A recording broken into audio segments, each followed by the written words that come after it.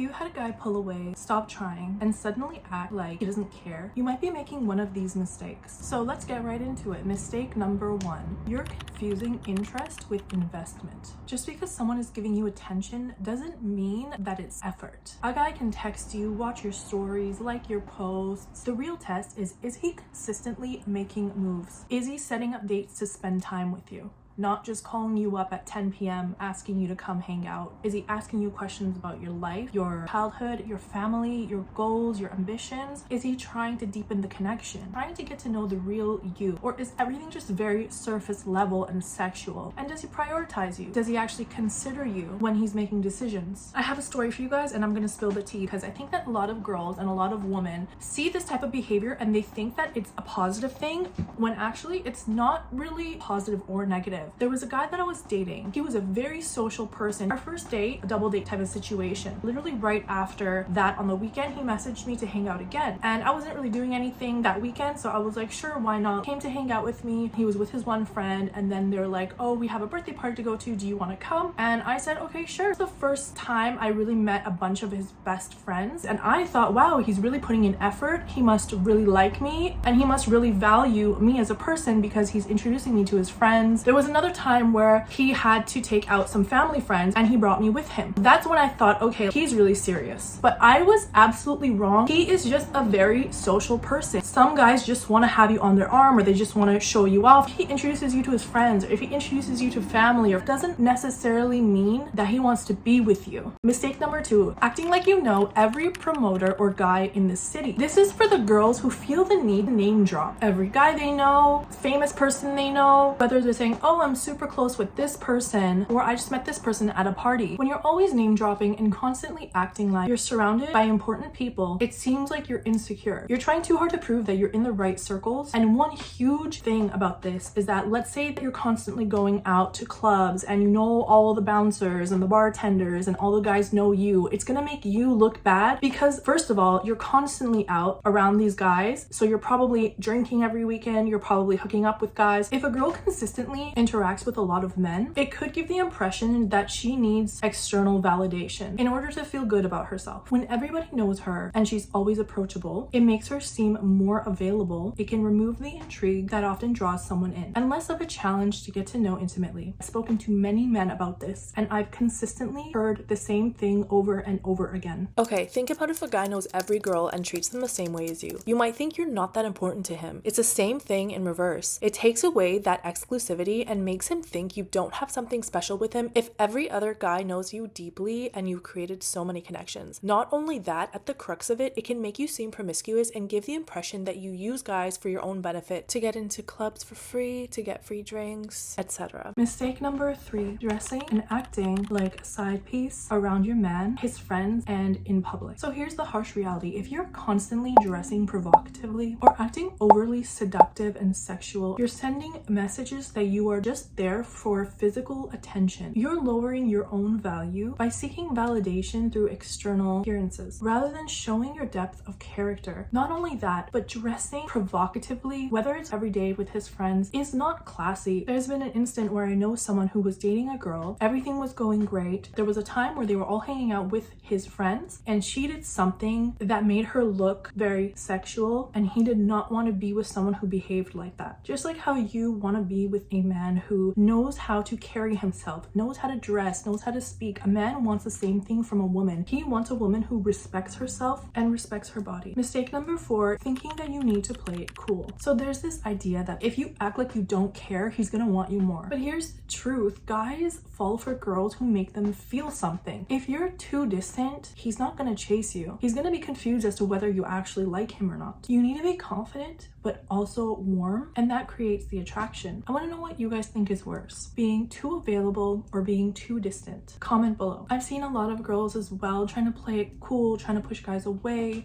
trying to act like they don't really like them, just to see if they are going to apply more pressure. But most of the time, this is going to drive men away. They want to be around someone who's happy, who's able to have fun with them, who's able to laugh with them. It's already hard for guys to be confident enough to approach women, take them out, keep them excited, keep them laughing. And if you're the type of girl who's just gonna play so hard to get, they're not gonna want to be around you because you don't make them feel good, you don't make them feel excited. I always say this to my friends: you need to start acting like these guys are just your friends. If you're hanging out with a new friend, are you gonna pull away and start acting cold and start being hard to get? You're just gonna act normal as you would. If you're not busy, you're gonna hang out. If you're busy, you're gonna do your own thing. And that's how you should approach relationships as well. If you're having a good time with that friend, you're gonna show it. You're gonna return that energy. Okay, look, acting hard to get and keeping your walls up is often a defense mechanism rooted in past experiences. Whether it's betrayal, rejection, or fear of vulnerability, it's a way to maintain control and avoid getting hurt. But it can also push away genuine connections. When you make yourself emotionally unavailable, you create a barrier that prevents deeper intimacy, even with those who have good intentions. Mistake number 5, making him feel replaceable too soon. This kind of ties into the last point. I remember one of my friends telling me that a guy asked for her number and she wasn't giving it to him, and he asked again and she wouldn't give it to him. She was like, maybe I'll give you like my email address. She liked this guy. Dating should not be this difficult. And some guys like the toxicity, some guys like the games. However, I genuinely don't think that those men are ready for a serious relationship. And if you are using these games and tactics to attract a man, you're probably going to be attracting a man who also has these toxic tendencies. So if you're constantly dropping hints like, I don't need a boyfriend, I have so many guys in my DMs, please don't ever say that. He's literally going to check out, because confidence isn't about proving that you have options. It's about knowing your worth without needing to say it. The last mistake I want to give you is mistake number 6, acting overly independent. A lot of women believe that acting independent, they don't need anyone, never asking for help or accepting help makes them more attractive. This is a huge misconception, and I see women trying to overpower men all the time, and it makes them look masculine. Women are receivers and men are givers. Men feel useful when they're offering something to you. Let's say they're offering to carry your groceries or get you an Uber, but you keep saying, no, I don't want that.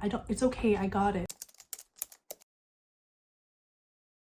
If you're trying to attract a guy, you need to stop acting like you don't need him. How are you going to attract something that you're acting like you don't need? And men don't want to feel like they're just an accessory to your life. They want to feel needed, valued, and included. When you're pushing away people by acting like you don't need anyone or don't want to rely on anyone, you might unintentionally isolate yourself from the kind of emotional intimacy that creates strong, lasting bonds. It's okay to let your guard down and to show vulnerability. Real connection happens when two people can lean into each other, not when one person is carrying the weight alone. Here's a bonus tip for you guys. I thought that what women found attractive about men also found attractive about women. For example, we value men who have independence, who have their own money. And so when we meet a guy, we try to act by overcompensating. Oh, I have a job, I have money, I can take care of myself. However, if a man genuinely likes you and he genuinely cares about you, he will want to take care of you. And that's how it should be. You should be with a man who wants to take care of you. So stop trying to push this independent narrative.